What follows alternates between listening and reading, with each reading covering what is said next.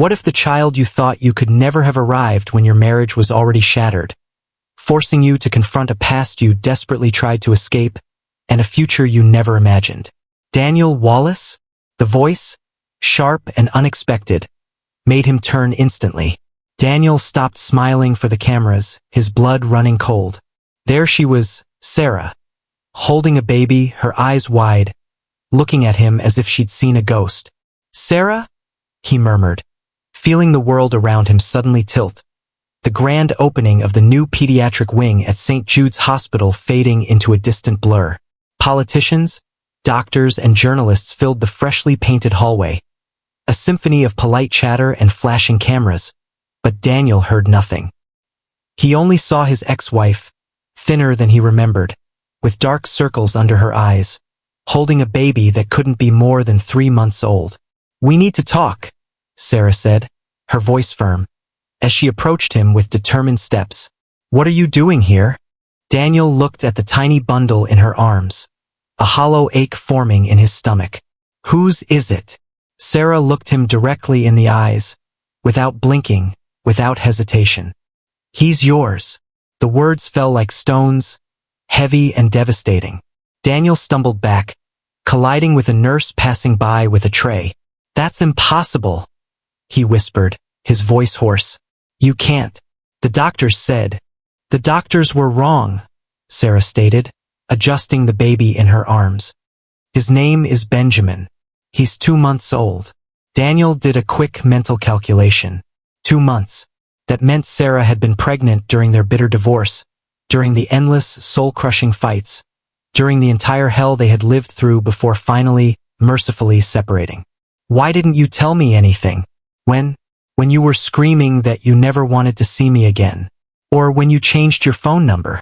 A journalist, sensing a story, approached with a camera, but Daniel waved him away with a curt, dismissive gesture. "Not here," he said, taking Sarah's arm, his touch surprisingly gentle despite the turmoil raging within him. "Let's go outside." They left the bustling hospital in a strained, heavy silence. Daniel walked like a robot, unsure what to do with his hands, what to say, how to even breathe. Sarah followed him until they reached a small park across from the imposing hospital building. "Are you sure?" Daniel finally asked, his gaze fixed on the sleeping baby, a tiny, innocent life. "I had a DNA test done," Sarah replied, pulling an envelope from her worn bag.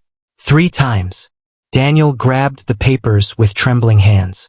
The numbers didn't lie. 99.9% probability of paternity. His name, Sarah's name, and Benjamin Wallace. My God. He sank onto a park bench, the world spinning around him. How is this possible? The miracle we waited for, hoped for, prayed for. It arrived just when we were no longer a family. Sarah sat beside him, gently rocking the baby. Ironic, isn't it? Daniel remembered the years of painful fertility treatments, the endless injections, the hope shattered month after month, the fights that began as whispers and ended as screams, the chilling coldness that had settled between them, turning them into strangers sharing a bed.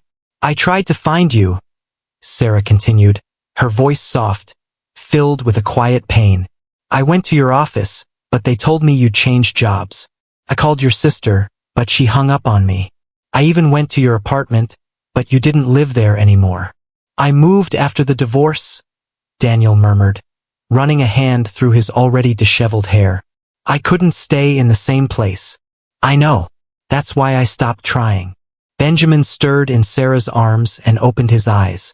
Daniel leaned closer to see him better and felt something he had never felt before, a profound, unexpected connection. The baby had his eyes, his nose, but Sarah's mouth. "Can I?" He hesitantly extended his hands. Sarah paused for a moment, then gently handed him the baby. Daniel received him as if he were made of glass, terrified he might break. "Hello, Benjamin," he whispered, and the baby seemed to recognize his voice, because he stopped moving, his gaze fixed on Daniel's face. "I'm your dad." The words came out on their own, unbidden, and as he said them, Daniel felt something shatter inside his chest, something that had been locked away, guarded, for 2 long years. What if the ghosts of a bitter past resurfaced with the dawn, forcing two broken souls to confront the devastating consequences of their choices and the fragile hope of a future they never dared to imagine? Daniel couldn't sleep that night. He lay awake in his stark, minimalist apartment, staring at the ceiling, his mind a relentless whirlwind of memories he had tried so desperately to bury for 2 long years. At 6 in the morning, his phone still clutched in his hand, he dialed the number Sarah had given him the day before. "Hello." Sarah's voice sounded tired, worn. "It's Daniel. Can I come see you?" "It's 6 in the morning," she replied, a hint of surprise in her voice. "I couldn't sleep. We need to talk." Sarah sighed on the other end of the line. "All right, but meet me at the corner of Maple and Oak Street. I don't want my sister to see you yet." 40 minutes later, Daniel stood on the designated street corner, the early morning air crisp and cool. Sarah arrived, pushing an old, slightly battered stroller, with Benjamin sleeping soundly inside. "There's a coffee shop nearby," she said without greeting him, her expression guarded. They walked in silence until they reached a small, unassuming cafe just opening for the day. They sat at a table in the back, the scent of freshly brewed coffee hanging in the air. Daniel ordered 2 coffees and found himself staring at Benjamin, who was still peacefully asleep. "When did you know you were pregnant?" he finally asked, his voice low. 3 weeks after we signed the divorce papers," Sarah replied, stirring sugar into her coffee, her gaze distant. "At first I thought it was stress. I had lost a lot of weight and my period was late. But then the nausea started." Daniel remembered those last, agonizing weeks of their marriage. The constant, bitter fights, the silences that stretched for days, the icy wall that had grown between them, seemingly impenetrable. "Do you remember our last fight?" Sarah asked, her voice barely a whisper. Daniel nodded. How could he ever forget? It was the night Sarah had found the divorce papers on his desk. "You said you couldn't keep living with a woman who couldn't give you children." Sarah looked directly at him, her eyes filled with a raw, lingering pain. "That you didn't see me as a woman anymore, just a constant, painful reminder of your failure." "Sarah, Daniel began, his voice hoarse with regret. "I'm not finished," she interrupted, her hand raised slightly. "That night you told me you'd met someone else. Someone younger, someone who could give you what I couldn't." Daniel closed his eyes, shame washing over him. He had lied. There had been no one else. He just wanted to hurt her as much as he was hurting. "It was a lie," he whispered, the admission tasting like ash in his mouth. "There was no one else." "I know," Sarah said, a humorless smile touching her lips. "Your sister told me later. But at that moment, it hurt so much I just wanted to disappear." Benjamin stirred in his stroller and began to cry softly. Sarah picked him up and gently rocked him. "When I found out I was pregnant, my first instinct was to find you," she continued, her voice thick with emotion. "I was happy. I thought maybe we could try again, that this baby would give us a second chance." "What happened?" Daniel asked, his heart aching. "I went to your office. Your secretary told me you had resigned and she didn't know where you were working now. Then I went to your apartment, but the doorman said you didn't live there anymore."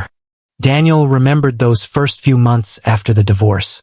He had moved to a different neighborhood, changed jobs, erased everything that reminded him of Sarah, of their shared life, of their shared pain. He had even changed his phone number. "I called your sister," Sarah continued, gently patting Benjamin's back. "I explained the situation. I told her I was pregnant and that I needed to talk to you. She told me you were very happy in your new life, that you'd met someone and the last thing you wanted was to hear from me. She asked me not to bother you anymore." Daniel felt a surge of rage. Rage at his sister for her cruel lies. Rage at himself for disappearing. Rage at the entire impossible situation. "After that, I stopped looking for you." Sarah looked out the window, her gaze distant. "I decided I would raise Benjamin alone. That if you didn't want to know anything about me, you wouldn't want to know anything about him either." "But yesterday, why did you look for me yesterday?" Daniel pressed, his voice urgent. Sarah turned back to him, her eyes filled with a raw, maternal fear. Benjamin got sick last week. Pneumonia. He was in the hospital for 2 days. When I saw him so small, so fragile, with all those tubes, I thought he was going to die. Her voice cracked, tears welling in her eyes. That night, while he slept in the hospital crib, I realized that if something happened to him, you would never know you'd had a son. And that wasn't fair, not to you and not to him. Daniel reached out and tentatively touched her hand across the table. Sarah, I never wanted. I know, she said, not pulling her hand away. We both said horrible things. We both hurt each other. But this is different. Benjamin isn't to blame for our mistakes. Daniel looked at his son, who was now awake, observing him with a curious, innocent gaze. Can I hold him? Sarah handed him over without hesitation this time. Daniel held him with more confidence than the day before. Hello, big guy, he whispered. Dad's here now. And for the first time in 2 long years, Daniel felt like he was exactly where he was meant to be. What if the unexpected role of fatherhood began to heal a broken man, only for a sudden crisis to threaten the fragile new life they were tentatively building, forcing him to confront his deepest fears and fight for the woman who had unknowingly brought him back to life? 2 weeks after that first, hesitant meeting at the coffee shop, Daniel had begun to visit Sarah and Benjamin every day. He'd arrive after work, laden with diapers, formula, and brightly colored toys the baby couldn't even use yet, a clumsy offering of his newfound commitment. That afternoon, they had gone to Benjamin's pediatric checkup together. Daniel insisted on accompanying them, despite Sarah's assurances that it wasn't necessary. He's perfect, the doctor said after examining the baby, her smile warm. He's gained weight well, and his lungs sound clear after the pneumonia. Sarah smiled, a wave of relief washing over her. Daniel also felt a profound sense of calm. During those 2 weeks, he had devoured every book he could find on babies, infant pneumonia, and parental care. A desperate attempt to make up for lost time. Any questions? The doctor asked. Is it normal for him to cry so much at night? Sarah asked, a familiar weariness in her voice. Sometimes it takes hours to calm him down. It could be colic. It's common at this age. Try gently massaging his tummy and... Sarah suddenly put her hand to her head, her face paling. Are you all right? Daniel looked at her, instantly concerned.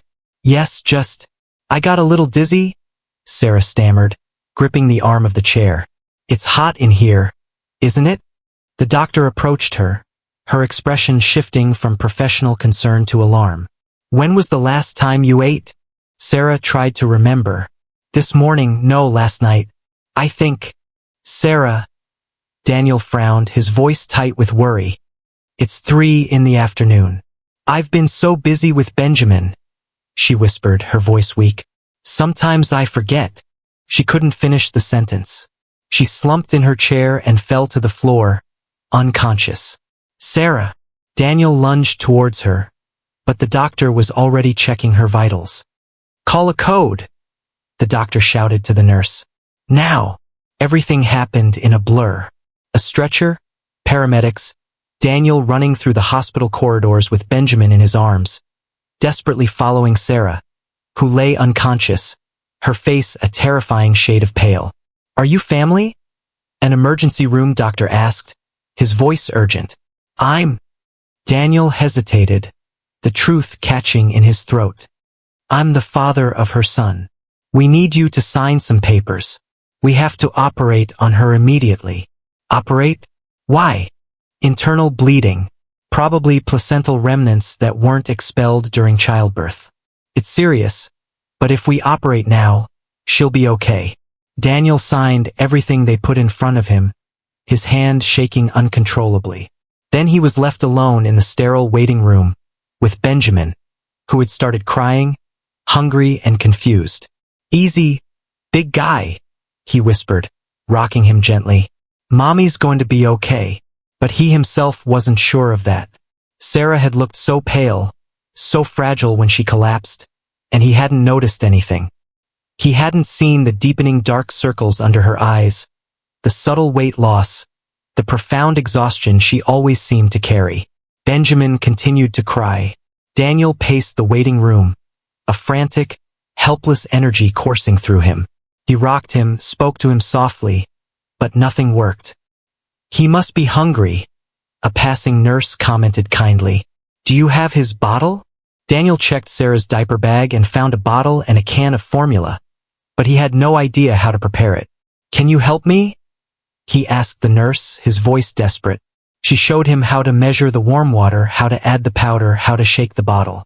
Daniel paid meticulous attention to every detail, as if he were learning to save a life. When he gave Benjamin the bottle, the baby immediately calmed down. "Well done, Dad," the nurse smiled.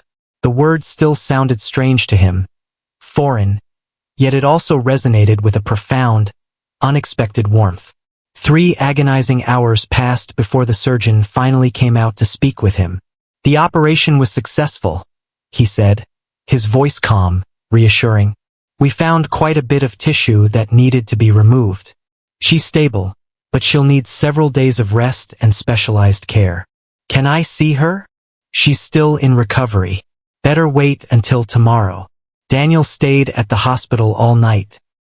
He slept fitfully in an uncomfortable chair, with Benjamin snuggled against his chest. He woke up every 2 hours to give him a bottle or change his diaper. At 6 in the morning, a nurse told him Sarah had woken up and he could see her. He found her connected to several monitors, and 4 in her arm, but awake. "How are you?" Daniel approached the bed, Benjamin still cradled in his arms. "How do you feel?" "Like I've been run over by a truck." Sarah tried to smile, her voice weak. "You stayed here all night?" Daniel nodded. "Someone had to take care of Benjamin." Sarah looked at him with an expression Daniel hadn't seen in years. Something akin to gratitude, but deeper, more profound. "Thank you," she whispered. "You don't have to thank me. He's my son too." Sarah closed her eyes, still weak from the anesthesia. "The doctor said I'll be here for several days. Don't worry about that. I'll take care of Benjamin." "Daniel, you don't know how to." "I'll learn," he interrupted, his voice firm. "I already learned how to make a bottle last night. How hard can the rest be?"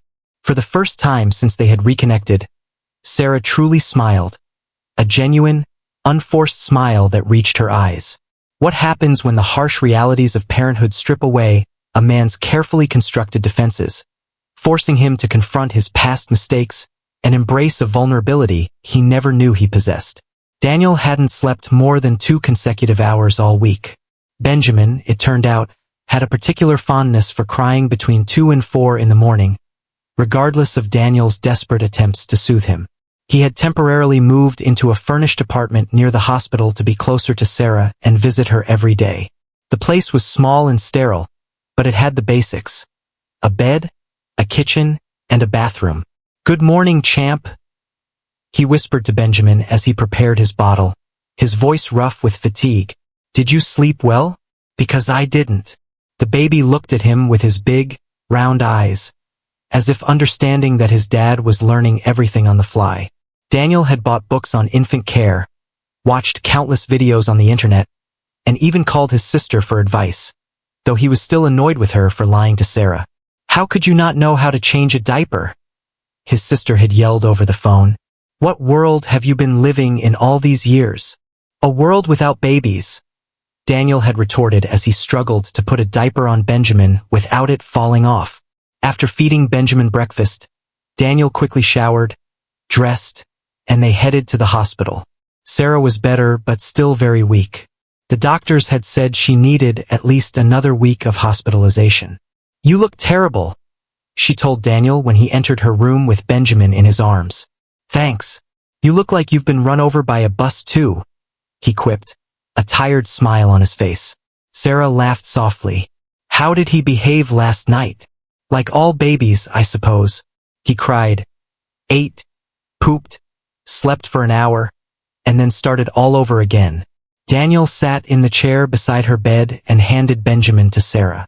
She received him with a gentle smile, and the baby immediately quieted in her arms. "He's hungry again," Sarah said. "Did you bring the bottle?" "Here it is." Daniel handed it to her and watched as Sarah fed their son. There was something so natural, so perfect in that gesture that he suddenly felt like an intruder. "What are you thinking about?" Sarah asked, noticing his silence. "That I don't know if I'm doing things right," he confessed, his voice low. "Yesterday, he fell while I was changing his diaper. He wasn't hurt. But, Daniel, no one is born knowing how to be a dad. You learn by doing. You seem to know everything." "Because I've had 2 more months of practice than you," she replied, a soft smile on her lips. "And believe me, at first I was terrified too." Daniel leaned back in the chair, exhausted. "You know what's the strangest thing?" he said, his voice thoughtful. "All these years, I thought being a dad would be different. More, I don't know, easier, more natural. And it isn't?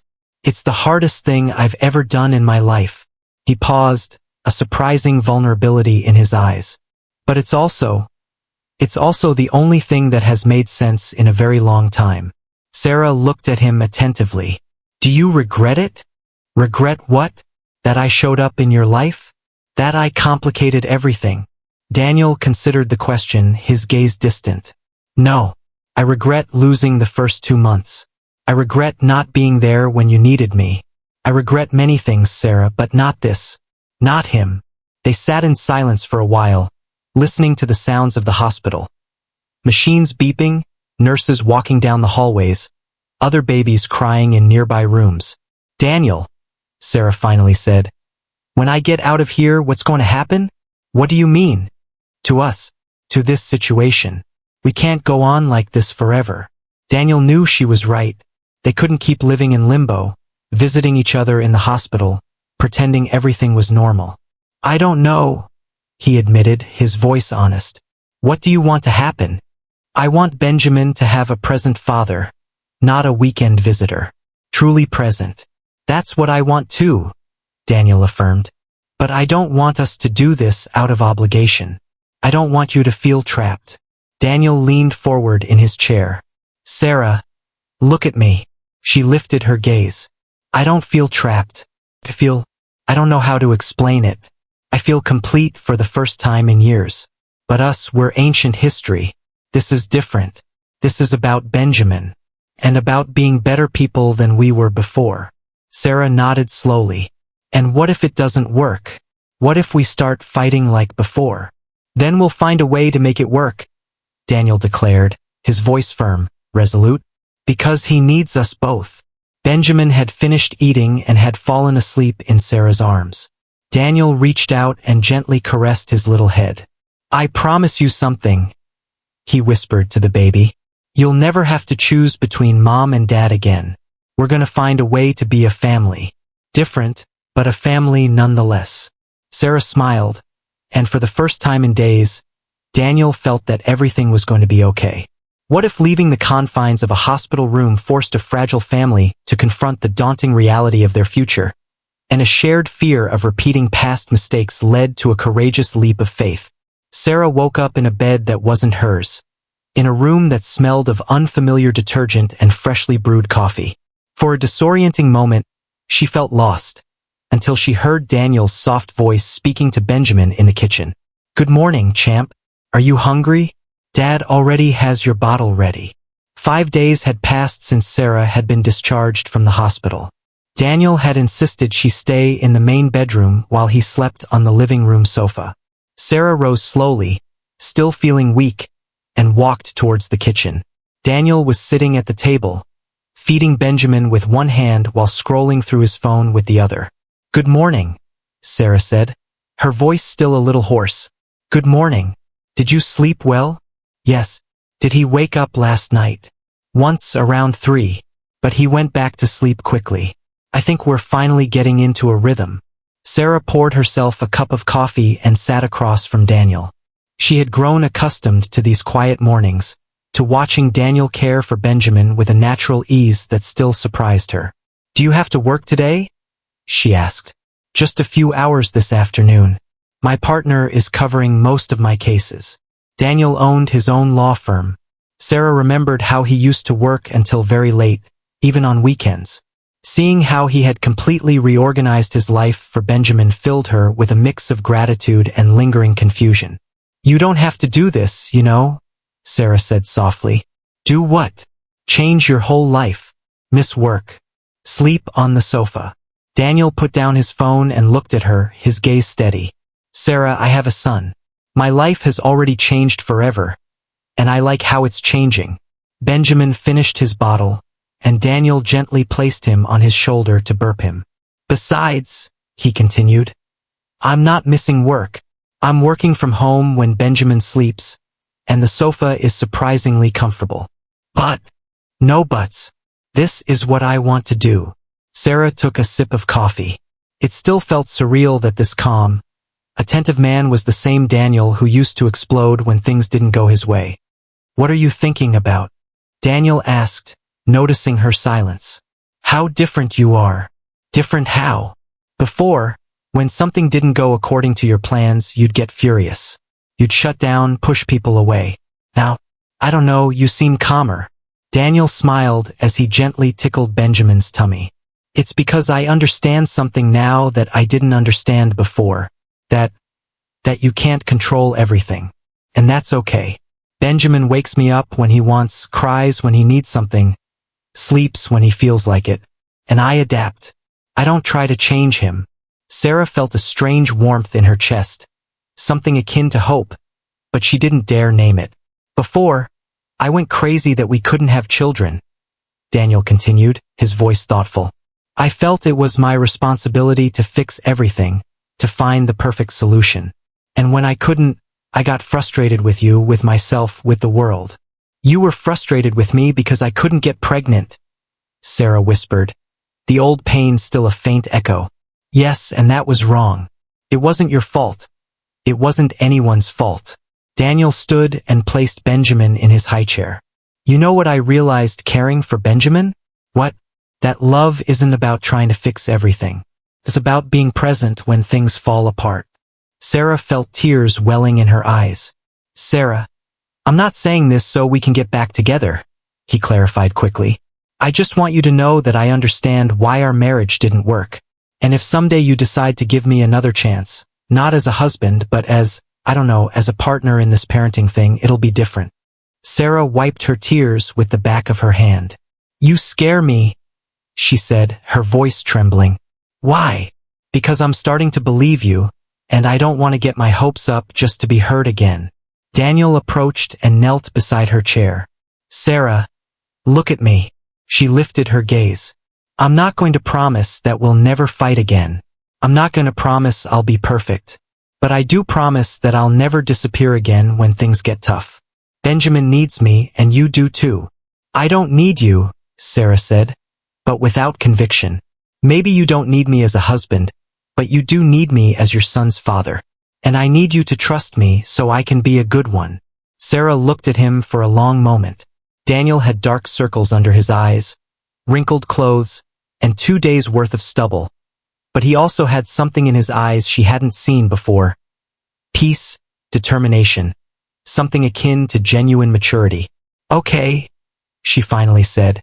"Okay, what?" "I'll try to trust you again. But slowly. Very slowly." Daniel smiled and took her hand. "Slowly is perfect. We have all the time in the world." Benjamin started making soft noises from his high chair, as if agreeing with the conversation. "See," Daniel said. "Even Benjamin approves of the plan." For the first time in a long time, Sarah laughed, a genuine, unburdened laugh. What if the most challenging decisions pave the way for the most profound happiness, and a family, born from unexpected circumstances, learns to build its future on trust, shared responsibility, and a love that dares to hope. 3 months had passed since Sarah and Benjamin temporarily moved in with Daniel. What had begun as an emergency solution had slowly, imperceptibly, transformed into a comfortable, natural routine. Sarah no longer slept in the main bedroom. After much discussion, they had decided she would take over the study, which had been converted into a cozy bedroom, while Daniel continued to sleep on the sofa. Benjamin's crib was placed in the hallway, a quiet sentinel between their 2 rooms. One night, Sarah woke up because she didn't hear Benjamin crying. It was 2 in the morning, and it was unusual for him not to have woken up asking for food. Concerned, she got out of bed and walked towards the crib. It was empty. She heard soft voices coming from the living room and cautiously walked towards them. Daniel was sitting on the sofa, with Benjamin awake in his arms, speaking to him in a low, gentle voice. "Your mom is very brave, you know?" Daniel was saying to the baby. "Braver than Dad. She took care of you all by herself for 2 months. And I didn't even know you existed." Sarah stayed hidden behind the wall, listening, her heart aching with a complex mix of emotions. "Dad was very foolish before," Daniel continued. "He thought he knew everything, but he knew nothing. He didn't know how to love well. He didn't know how to take care of Mommy when she needed him." Benjamin made soft cooing sounds, as if understanding. "But now Dad is learning. I'm learning that love isn't about trying to change people. It's about accepting them as they are and being there when they need you." Sarah felt a tightness in her chest. "And Mommy?" Daniel's voice dropped to a whisper. "Mommy is the strongest person I know. That's why Dad fell in love with her many years ago, and that's why he's still in love, even if she doesn't know it." Sarah held her breath, her eyes stinging with unshed tears. "But don't worry, champ," Daniel continued, his voice soft, reassuring. "Dad isn't going to pressure Mommy. He's going to wait. He's going to show her with actions that he's changed, because words are carried away by the wind, but actions remain forever." Daniel fell silent for a moment, gently rocking Benjamin. "You know what's the craziest thing about all this?" he continued. "That it took me all these months to realize that I already have everything I ever wanted. A family. Not the perfect family I had imagined, but a real family. With problems, with fears, but real." Sarah felt tears stream down her face. "Mommy is afraid Dad will hurt her again," Daniel whispered to the baby. "And she's right to be afraid. Dad hurt her a lot before. But now Dad knows that love isn't a competition you win or lose. It's a daily job. It's waking up every night when you cry. It's making coffee in the mornings. It's being present." Daniel stood up from the sofa and walked towards the window with Benjamin. "Look, it's raining," he said to the baby. "Mommy likes the rain. Before, when we were married, she would spend hours looking at the rain from the kitchen window. Dad never understood why, but now I think I get it. The rain cleans everything. It makes everything start anew." Sarah couldn't stay hidden any longer. She stepped out from behind the wall. "Since when do you talk so much?" she asked, her voice soft, a gentle tease. Daniel turned, surprised. "Sarah, I didn't know you were awake. I woke up because I didn't hear Benjamin crying. I thought something had happened. He woke up an hour ago, but he was calm. He just wanted company." Sarah approached them. "How much did you hear?" Daniel asked, a little embarrassed. "Enough." They stood in silence, looking at each other. Benjamin yawned in Daniel's arms. "Is it true?" Sarah finally asked. "What you told him? What part?" "Everything. That you're still in love. That this is all you ever wanted." Daniel looked her directly in the eyes. Every word. Sarah felt the air leave her lungs. "Daniel," she began, but he interrupted her. "You don't have to say anything. I just wanted you to know, not to pressure you, but to be honest." Sarah stepped closer, so close she could feel the warmth of his body. "You know what's the craziest thing?" she whispered, echoing his earlier words. "What? That I'm still in love with you too. And that terrifies me." Daniel closed his eyes for a moment, a wave of emotion washing over him. "Sarah, these past months, watching how you care for Benjamin, how you care for me, how you've become this incredibly present man, it's like you're the person I always hoped you would be." "I'm the person I always wanted to be," he corrected gently. "I just needed a reason to change." Sarah reached out and took Benjamin from his arms. The baby had fallen asleep. "I'm going to put him to bed," she said. When she returned from the hallway, Daniel was still standing in the same spot. "Daniel," Sarah said. "Yes? Can you hold me?" He didn't hesitate for a second. He pulled her into a strong embrace, as if he had been waiting years for that moment. "I love you," Daniel whispered in her ear. "I never stopped loving you." "I love you too," Sarah responded, her voice muffled against his chest. "And that scares me so much." "Me too," he admitted. "But I think it's worth the risk." They stood embraced under the gentle patter of rain against the window, feeling as if they were beginning something completely new. 6 months after that rainy night, Daniel woke up to the familiar sound of Benjamin babbling in his crib. He no longer cried so much in the early hours. Now he woke up making soft noises, as if conversing with an invisible friend. Daniel got up from the sofa and walked towards the hallway. Sarah was already there, holding Benjamin and whispering things in his ear.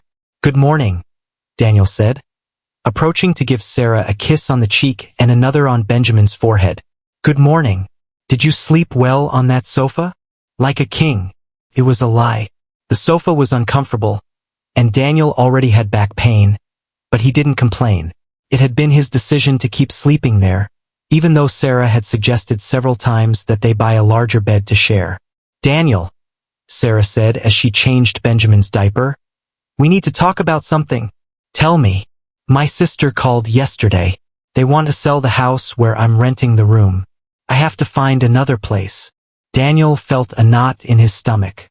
For all these months, he had avoided thinking about the moment when Sarah and Benjamin would leave.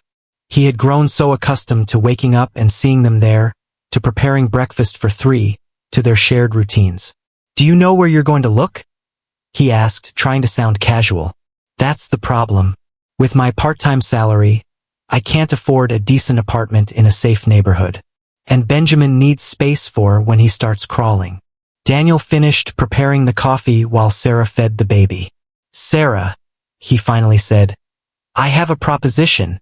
"What is it?" "Stay here. Permanently." Sarah looked up from Benjamin, surprised. "Daniel, we already talked about this. Not as a favor, not as something temporary. As family." "What do you mean?" Daniel sat across from her at the kitchen table. "I mean, let's look for a bigger house. For the 3 of us. Where Benjamin has his own room, where you have your space, where I can stop sleeping on the sofa." Sarah didn't respond immediately. "But we're not a couple married?" Daniel smiled. "We don't need labels, Sarah. We're a family. Different, but family. Benjamin needs us both. And honestly, I need you too." "Daniel, listen to me. I'm not asking you to go back to what we were before. I'm asking you to build something new. Something better." Sarah looked at Benjamin, who had fallen asleep after eating. "And what if it doesn't work?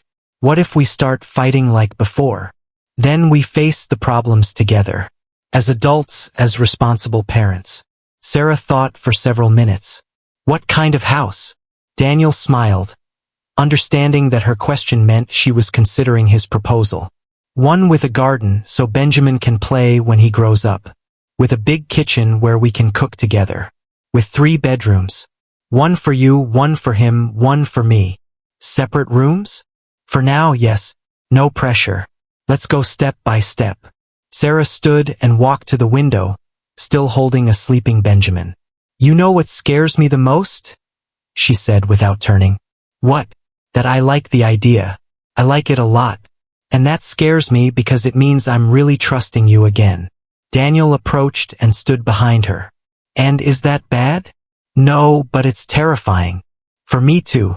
But I think it's worth the risk." Sarah turned to look at him. "Do you really think we can do this? Be a family without being a couple?" "I think we can try. And if along the way we realize we want something more, it will be because we really want it, not out of obligation or for Benjamin." Sarah nodded slowly. "Okay, let's look for a house." Daniel felt such immense joy that he thought his heart would burst from his chest. "Really? Really? But with conditions. Anything you want. First, we share all expenses equally. I don't want you to feel like you're supporting me." "Agreed." "Second, important decisions about Benjamin we make together." "Of course." "And third, if either of us feels this isn't working, we talk. No shouting. No slamming doors. No disappearing." Daniel extended his hand. "Deal." Sarah shook it. Deal. That afternoon, they went out to look at houses. Daniel drove while Sarah reviewed classified ads on her phone, and Benjamin slept in his car seat. Look at this one, Sarah said. 3 bedrooms, garden, close to the school and the hospital. And it's within our budget. Our budget. Daniel smiled. I like the sound of that. Sarah smiled too. Me too. For the first time in years, Daniel felt that the future wasn't scary. It was hopeful.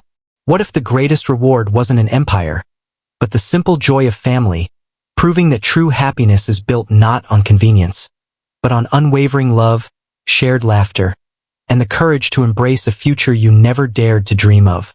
A year later, the Sunday morning dawned bright and sunny, and Sarah woke to the sound of laughter drifting in from the garden. She peeked through her bedroom window and saw Daniel chasing Benjamin, who, now at 14 months, was walking everywhere, his tiny legs a blur of motion. Daddy, Daddy! Benjamin shrieked, running into Daniel's open arms. Sarah smiled, her heart swelling with a quiet joy. Benjamin's first words had been Mama, but Daddy had followed soon after. Daniel had cried that day, shamelessly, like a child. She put on her robe and went down to the kitchen. The house they had chosen was perfect. Not too big, but comfortable, with a garden where Benjamin could play and a spacious kitchen where the 3 of them ate breakfast together every morning. Good morning, sleepyhead, Daniel said as she entered the garden. Good morning. How long have you 2 been awake? Since 7. Someone decided that Sundays are also for waking up early. Benjamin ran towards Sarah and hugged her legs. Mama, Mama, he shouted, raising his arms for her to pick him up. Sarah lifted him and showered him with kisses. How's my little prince?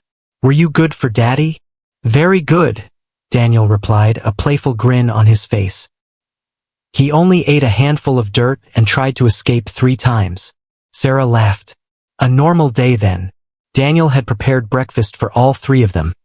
Scrambled eggs, toast, and freshly squeezed orange juice.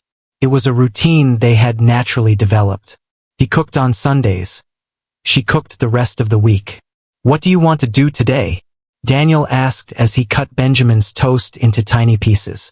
We could go to the park. We haven't taken Benjamin to the swings in a while. Good idea.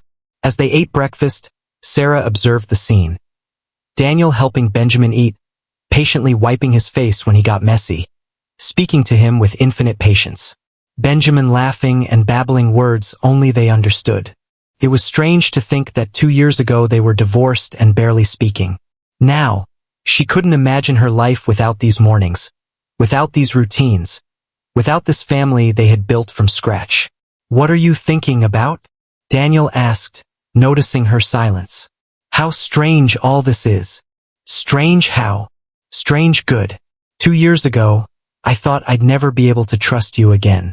And now what? Now I can't imagine my life without you. Daniel stopped eating and looked at her, his eyes soft. Sarah, I'm not saying I want to get married again, she clarified quickly. I'm just saying that what we have now is perfect for me. Daniel smiled, a genuine, unburdened smile. For me too. Really? You don't miss having a girlfriend, going out to parties, being single? Are you crazy? Trade this for going out to parties. Daniel stood and approached her. Sarah, these have been the best months of my life. Not the best months since the divorce. The best of my entire life. But we're not a couple? Dating? We don't need to be anything specific. We're Daniel, Sarah, and Benjamin. We're family. Sarah felt a warm glow spread through her chest. I like the sound of that. Me too. Benjamin started banging the table with his little spoon, demanding attention. Park! Park! He shouted. We're going, impatient one, Sarah said, wiping his face. An hour later, they were at the park. Daniel pushed Benjamin on the swing while Sarah took photos with her phone. Higher, Daddy! Benjamin shrieked, laughing. Higher, are you sure? Yes, higher. Sarah watched them from the bench where she was sitting. Daniel had changed so much since he became Benjamin's dad. He was more patient, more present, more affectionate. as if fatherhood had brought out the best in him. After the park, they went to a family restaurant for lunch.